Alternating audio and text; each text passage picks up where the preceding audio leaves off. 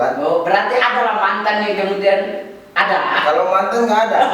Memang ada salah satu perempuan yang membuat saya itu setiap hari sekolah tapi nggak masuk kelas. Oh, buat lihat dia aja. berarti pandai juga ya. Jadi saya anggap sekolah itu adalah gedung kosong dan dia di dalam. Oh begitu.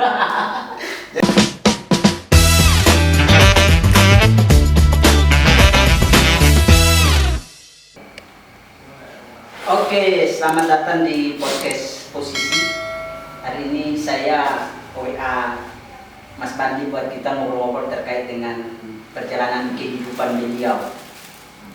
Nah, di momen-momen Lebaran Idul Adha, ini kalau di kampung saya itu kita potong kambing itu patungan dari masyarakat desa, tetangga-tetangga kampung, adik-adik, kakak-kakak.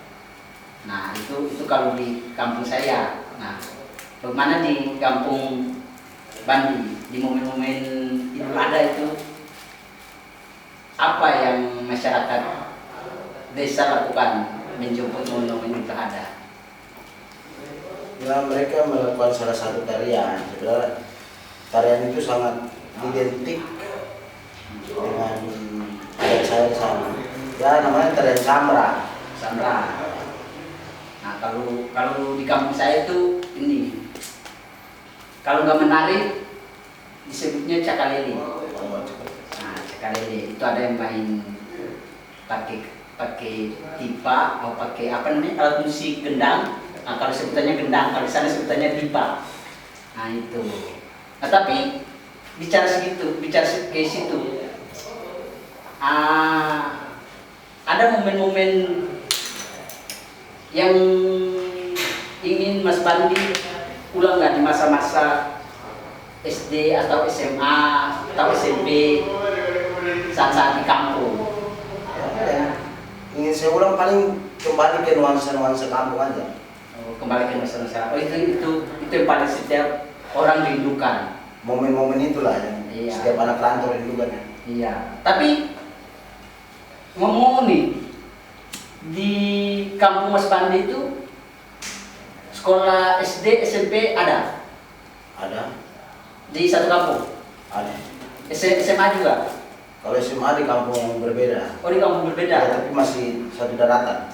Oh berarti sekolahnya apa? Jalan kaki apa naik kendaraan? Ya kalau ada yang punya kendaraan, ada yang nggak punya, ya paling jalan kaki. Tapi sudah jalan aspal apa? Kalau di saya itu kan lewat hutan-hutan itu kan. Nah lewat hutan-hutan. Nah, lewat hutan-hutan baru ke kampung tetangga, baru sekolah.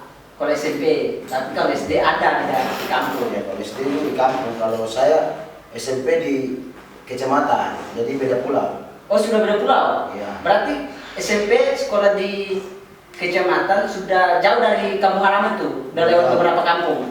Jauh lah, intinya lewat pulau. Lewat pulau berarti di apa namanya? Di kampung itu sekolah pulang pergi atau nginap di kampung yang ada sekolah itu? Nginap, jadi 1 minggu pulang 1 kali. Oh berarti sama kayak saya.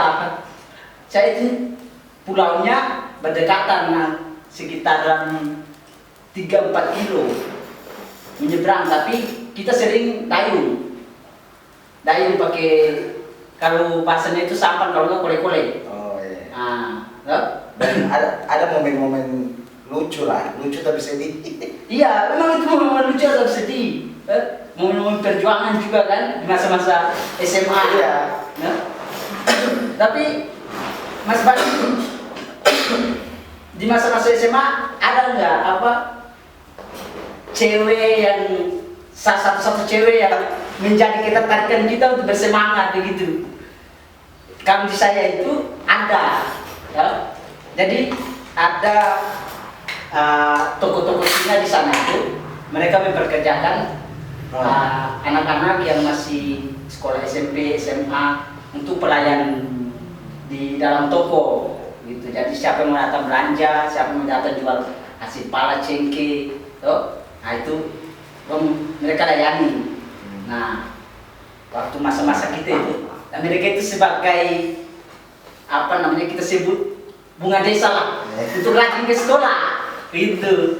Biar menarik biar rajin di sekolah ya. Menarik biar rajin ke sekolah. Tapi nggak masuk kelas nggak apa-apa. Nggak masuk kelas nggak apa-apa, yang penting rajin ke sekolah aja dulu. Marketingnya juga ya. Kalau nggak titip absen, Marketing juga ya. kalau nggak titip absen. Jadi Mas Pandi begitu atau tidak? Ya pasti ada yang Ada lah. perempuan yang cantik lah yang menurut kita pada waktu itu. Saya pergi ke sekolah hanya cuma lihat dia habis itu balik. Berarti ke sekolah lihat aja langsung. Iya langsung balik. Jadi udah lihat Yang penting udah lihat kan. orang yang saya kagumi selama ini. kalau kalau di sana itu begitu. Tapi ada nggak guru-guru killer yang guru-guru killer lah, guru-guru yang kita anggap tidak sesuai sefrekuensi. Oh kalau saya banyak. Banyak ya, banyak. Tapi lulus sekolah tahun berapa? Kalau saya 2017. 2017. Berarti duluan saya. Iya, di luar Mas. Lulus. Saya pikir-pikir dulu. Ternyata saya ini abang kau. Abang-abangan. Terus berarti selesai lulus sekolah langsung menempuh pendidikan ke Jakarta atau masih nganggur dulu? Enggak langsung ke Jakarta. 1 bulannya langsung ke Jakarta. Oh, langsung ke Jakarta. Ya itu kan proses panjang lagi pelarian. Berarti orang tua nggak tahu waktu ke Jakarta. Bagaimana ceritanya itu? Coba cerita dulu. Saya ingin tahu karena saya memang apa namanya kalau masa-masa libur di kampung itu, misalnya kelas 1, kelas 2 ujian naik semester itu, nah itu kan biasanya kalau dulu itu kan libur panjang itu sampai 1 bulan, 1 bulan setengah kan. Nah itu masa-masa itu kan kita itu dari kampung berlibur ke kota provinsi Ambon. Nah naik kapal lah, tapi ada yang sebetulnya pelarian. Nah bagaimana itu pelarian itu? Kalau proses perjalanan pertama kan saya setelah ujian. Jadi cita-cita saya itu sebenarnya jadi tentara. Oh tentara. memang rata-rata kebanyakan di sana begitu. Iya. Kenapa Kalau menjadi di kampung. tentara ya? Ya karena bicara tentang strata sosial. Kalau orang punya anak sudah jadi tentara, wow, dilihat keluarganya sangat disegani. Jadi bicara tentang strata sudah masuk di strata sosial. Oke. Mau jadi tentara, terus? Jadi pas mau tes tentara, sebelum tes tentara kita tes ketinggian. Ternyata nggak cukup. Oh nggak cukup. Tinggi berapa? Tinggi dulu itu 155. Pendek berarti Iya, kan dulu waktu tamat SMA lah. Berarti sekarang udah tinggi berapa? 1,6 lebih. Berarti masih pendek juga. Ya nggak cukup. Bintara juga nggak dapat kayaknya. 170. 170. Saya 169 atau 68. Oh berarti. Iya. Ah terus? Jadi dulu kan pas SMA kan kita belum tinggi. Iya. Apalagi dengan postur badan kita yang Berarti sekarang kan. Mas rajin pulang mandi air laut. Pulang berenang kan? Rumah saya tuh pas di depan air laut. Oh berarti rajin mancing. Iya, 1 meter air laut. Itu kurang lucu berdiri. Berarti rajin mancing. Iya, apalagi mancing. Oke. Terus Udah kita lah. perjalanan ke Jakarta gimana itu ceritanya? Kok bisa sampai ke Jakarta untuk memilih Jakarta sebagai kota pendidikan? Ya ada beberapa senior lah yang. Enggak, saya mau tanya perjalanannya. Kenapa Iya. bisa sampai ke Jakarta begitu? Jadi perjalanannya ya, saya pertama itu saya jual kan ada speed, saya punya speed dari kampung. Oh, speed. Sama motocross. Oh, Motocross Suzuki. oh, motor ini zaman dulu keluaran 2010. Iya, motocross lah. Jadi saya kan udah tahu bawa speed waktu itu. Nah. Saya bawa speed nyebrang ke kampung sebelah, jual lah. Berapa juta? 5 juta. Oh gitu. Terus saya balik, saya ambil lagi motocross punya bapak kan. Saya bawa ke kampung sebelah, saya jual 2 juta. Dapatlah duit. Dapat dari 7 juta, saya ketual. Oh begitu. Ini dari kampung terus. Saya ketual. Jadi kan ada sebenarnya gencar-gencar iming-iming saya ke Jakarta ini sebenarnya udah lama. Oh, Masih sekolah. di sekolah. Dan ada salah satu senior Jadi orang-orang kampung itu mereka menganggap bahwa kita ke Jakarta itu akan mati kelaparan karena saking nggak punya duit dan Iya, karena kan isu-isu yang dibangun di kampung gitu saya menantang hal itu. begitu. Jadi memberanikan diri untuk ke Jakarta. Saya memberanikan diri untuk berangkat ke Jakarta. Itu banyak orang yang belum tahu saya ke Jakarta. Berarti sampai orang rumah tidak tahu. Iya, bahkan tujuan saya datang ke Jakarta itu untuk saya belajar. Jadi kuliah itu belum menjadi prioritas. Yang saya prioritaskan adalah belajar. Belajar, oke. Buku yang pertama saya baca di kapal 50 itu Permujanan Tatu Bumi Manusia. Berarti perjalanan sekali itu buku itu. Iya, bahkan saya baca nggak paham, tapi ya itu menjadi salah satu cita-cita saya. Inspirasi lah Iya. dari situ ya. Oh iya. Nah, mulai saya ke Jakarta, duit saya itu sisa 100.000. Oh begitu. Sabar, saya bertanya dulu. Tadi duit 7 juta, kok sisa 100.000? Ya kan dipakai habis, pakai kenakalan dikit-dikit lah. Oh iya. Di kapal, Oke. setiap perempuan-perempuan yang Ah. disinggahi kapal itu kan. Kalau dulu naik kapal dari kampus sampai Jakarta berapa hari? Dari Tual. Iya, Ya 1 minggu lebih, 1 minggu lah. Terus 1 minggu. 1 minggu ya. Saya belum pernah, tapi cerita Tual saya dulu pernah ke Tual. Oh iya. Jadi saya jual durian ke Tual. Saya jual durian ke Tual waktu saya SMA kelas 2. Itu di Tual kan jarang ada durian gitu.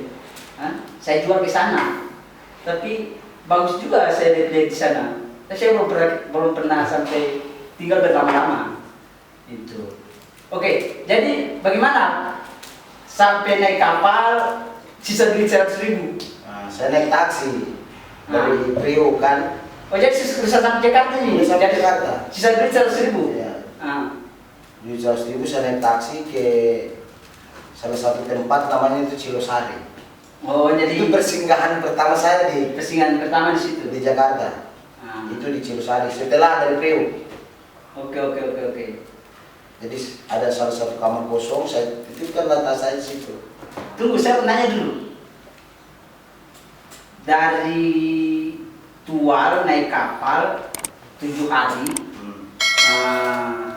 dengan kondisi waktu itu orang tua tidak tahu, kan? Keluarga tidak tahu, pokoknya kerabat dekat tidak tahu lah, kan? Sampai ke Jakarta. Terus di Jakarta kenapa sampai memberanikan diri ke Jakarta? Apa karena sudah ada kerabat atau teman dari sana udah di sini atau belum ada sama sekali? Ada beberapa kerabat, beberapa orang yang saudara. Oh, udah. Berarti dari Priuk sampai ke Cilosari, di Cilosari ini ada apa? Kok bisa pilih di Cilosari begitu? Ya, ada salah satu kerabat saya di situ. Oh, kerabat, jadi ikut kerabat lah di situ. Kerabat di situ. Hmm. Tinggal di tas, mulai hidup di situ. Oh, jadi sampai Jakarta hidup di situ. Berapa lama bertahan di situ? Setelah masuk Jakarta dengan tujuan berpendidikan, gitu, cari kampus dan lain-lain. Berapa lama di situ Cilosari? Ya, sangat lama saya di Cilosari. Bahkan saya pertama itu kan setelah beberapa bulan ya. Saya datang ke Jakarta 3 bulan, 4 bulan lah. Baru orang mulai tahu saya Jakarta. Oh, jadi orang selama beberapa bulan itu orang tua tidak tahu? Iya, tidak tahu. Bagaimana? Kalau orang tua tanya di kampung, Mas Bandi mana Mas Bandi? Ya, Oh, kelihatan. kalau saya itu sudah biasa menghilang. Oh, sudah biasa menghilang. Iya, Jadi dari kecil saya sudah biasa menghilang. berarti bapak punya ilmu hilang. Bukan, maksudnya hilang dari koneksi keluarga, maksudnya. Oh, sudah memberanikan diri untuk jauh lah dari lingkungan keluarga atau lingkungan kampung. Iya, udah dari kecil. Oke. Terus sampai di kampung, sampai di Jakarta, tinggal di Cilosari selama beberapa bulan. Apa aktivitas selama beberapa bulan di Cilosari? Jadi di Cilosari itu kan aktivitasnya literasi. Berarti seperti taman baca atau tempat-tempat berkumpul? Ya bisa. Jadi bukan, di situ ada salah satu organisasi namanya HEMI. Jadi itu sekretariat HEMI. Cilosari. Oh, jadi Jalannya itu Jalan Cilosari 17 di Cikini Menteng. oh iya iya iya. Itu sebagai pusat sekretariat HMI Jakarta. Oke. Dan waktu itu saya belum HMI, saya Belum sudah HMI. masuk di situ. Tapi sudah diperbolehkan masuk di situ. Ya diperbolehkan asalkan ikut pada kultur-kultur di situ. Oh berarti boleh masuk tetapi ikut aturan. Iya, ikut aturan. Jadi di Cilosari itu dikenal dengan literasinya. Oke. Nah, saya mulai terbiasa dengan kultur itu. Padahal saya belum kuliah. Oh, belum Waktu kuliah. itu saya belum kuliah, dan bahkan orang-orang kampung, bahkan orang tua saya sendiri menganggap saya datang ke Jakarta sebagai preman. Oh sebagai preman. Oke. Dan bahkan saya pernah mengalami hal itu. Sebagai preman saya kita di hutan. Oh berarti memulai perjalanan hidup dengan Iya. kondisi yang dilihat masih orang dari sana datang harus jadi preman. Iya. Gitu. Tapi saya jaga tanah, dan tanah sengketa. Jaga tanah sengketa juga. Jaga lahan. Jaga lahan. Jadi waktu saya jaga lahan, saya bawa buku. Oh bawa buku. Iya. Oke. Saya bawa buku. Berapa lama apa namanya nyampe Jakarta terus sebelum masuk kuliah sampai Jakarta tahun itu langsung daftar kuliah atau nganggur dulu? Nganggur dulu setahun. Oh, Sebenarnya nganggur saya dulu. sudah daftar. Cuman duitnya saya pakai. Oh iya kebutuhan. Iya. Oke, berarti setelah perjalanan beberapa bulan nganggur, terus apa yang membuat Mas Bandi kemudian saya harus berpendidikan setingkat strata 1? Karena di circle atau lingkungan saya itu semua orang yang berpendidikan. Oke. Karena saya menganggap bahwa apapun yang saya baca, apapun yang saya literasikan, jadi tidak berguna karena tidak punya status yang jelas sebagai seorang mahasiswa. Tapi itu bagi saya nggak menjadi problem. Oke. Jadi bukan hanya mahasiswa yang bisa baca buku, semua orang pun berhak untuk baca buku kan. Betul. Tapi kita kan bicara pada circle. Yang merubah kita itu adalah circle. Berarti kultur. Ya. Kultur Lingkungan. masyarakat dan lingkungan sekitar bahwa kita kalau sudah keluar dari kampung Ya. harus menjadi, kalau istilah sana itu harus menjadi orang. Gitu. Kalau saya nggak beranggapan seperti itu. Oke. Saya melihat pada orang-orang dekat saya aja lah. Oke. Berarti kerabat, saudara, tetangga yang dekat-dekat sama Mas Bandi rata-ratanya orang-orang berpendidikan. Iya, orang-orang yang berkuliah. Orang-orang yang berkuliah. Nah, sehingga itu yang mendorong saya. Menjadi motivasi untuk Ya. harus saya juga seperti mereka. Ya, Oke. harus saya seperti mereka. Ya, mereka bisa kuliah, saya juga harus dong. Ya, walaupun dengan saat itu kondisi Ya. harus bertahan hidup di Jakarta, bekerja serabutan, kan? Yang penting kita harus berpendidikan. Ya. Oke. Terus setelah nganggur, memilih berkuliah, apa yang kemudian pertama kali Mas Bandi lakukan untuk menempuh jalur pendidikan secara satu? Karena tadi kan Mas Bandi bilang uang sudah tidak ada kan, mungkin makan sehari sekali. Nah, apa yang kemudian menjadi motivasi dasar untuk saya harus, walaupun tidak punya uang harus berkuliah? Jadi motivasi saya itu saya ingin menghilangkan stigma-stigma kampung bahwa saya itu bukan preman. Itu aja. Oke. Makanya saya memilih untuk kuliah. Oke. Berarti sekarang sudah lama di Jakarta. Sudah berapa tahun di Jakarta? 7 sampai 8 lah. 7 sampai 8 tahun, sudah lumayan lama ya. Berarti sudah sering pulang kampung atau berapa tahun sekali pulang kampung? Baru 2 kali pulang kampung. Oh, berarti 7 sampai 8 tahun sudah sering pulang kampung ya, dua tahun sekali atau 3 tahun sekali pulang kampung ya.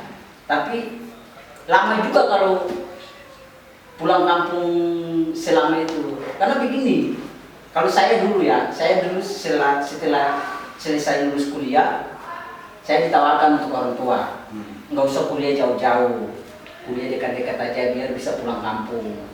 Nah sebenarnya itu kan orang tua pengen jangan kita jauh dari mereka. Nah kita Khawatir. iya khawatir. Nah saya itu memilih saya harus ke Jakarta.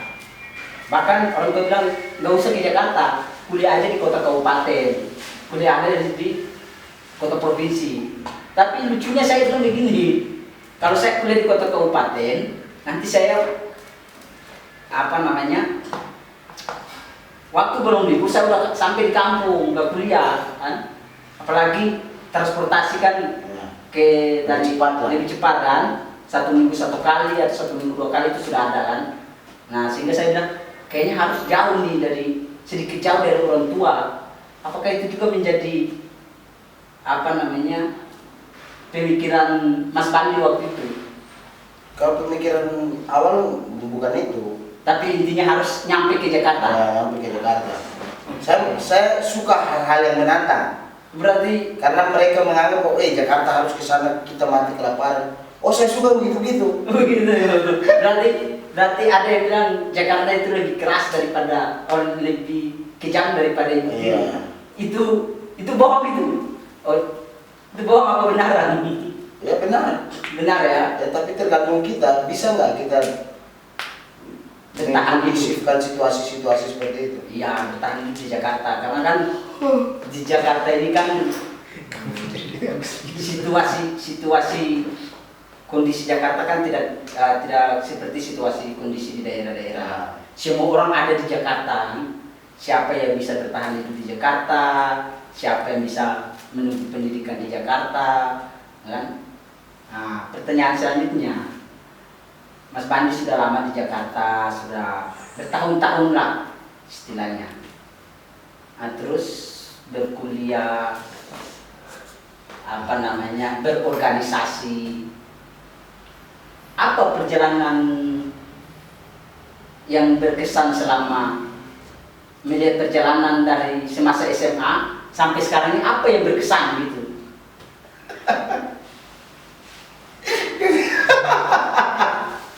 Iya, biar ini sebagai motivasi bagi teman-teman bahwa di Jakarta itu kita bisa hidup asalkan kita punya niat dan keberanian. Gitu. Tadi Mas Bandi bilang kan, Mas Bandi berluyang. Mas Bandi ini suka situasi-situasi yang menantang. Kan? Berarti kalau suka situasi menantang, harus juga kasih sedikit motivasi untuk para penonton posisi ini. Posisi bro ya? Posisi bro. Karena kalau saya tanya posisi bro, jawabnya bukan di sini tapi merapat. Iya. Saya suka. Jadi gimana? Apa namanya pesan-kesan yang bisa disampaikan bahwa kita sebagai anak putra daerah juga bisa menempuh pendidikan di wilayah Jakarta? Jadi yang semua kan tergantung keyakinan aja. Oke, setelah Jadi semua orang berhak untuk berkuliah di Jakarta, mau orang miskin, mau orang kaya. Iya. Semua berhak. Tuh. Tetapi pertanyaannya, semua berhak untuk menempuh pendidikan di Jakarta. Tapi kan tidak semua orang bisa. Kan, gitu. Tidak semua orang bisa. Apa pesan yang bisa disampaikan agar teman-teman yang belum sampai ke Jakarta, oh ternyata di Jakarta tidak seseram yang orang-orang cerita. Gitu. Atau di Jakarta nanti kita bisa mati kelaparan, tidur di emperan jalan, atau kan itu mungkin ya harus masuk Jakarta untuk merasakan pahitnya ibu kota. Ya, namanya kehidupan itu kan pahit. Iya. Ya bukan hanya di Jakarta, di manapun itu kehidupan itu pahit. Jadi bagaimana kita mampu menangkal kepahitan itu dengan apa? Itu aja. Oke, terakhir sebelum kita berakhir di podcast ini, apa yang pengen Mas Bandi tanyakan? Atau apa yang pengen Mas Bandi sampaikan kepada para penonton atau pemirsa posisi bro? Jadi kalau apa yang saya sampaikan kan, saya kan HMI, Ya. Himpunan Mahasiswa Islam cabang Jakarta Selatan. Oke. Jadi dari proses perjalanan hidup saya waktu kecil sampai besar itu kan saya merasa bahwa saya pernah mati berkali-kali. Pernah mati berkali-kali. Pernah mati berkali-kali.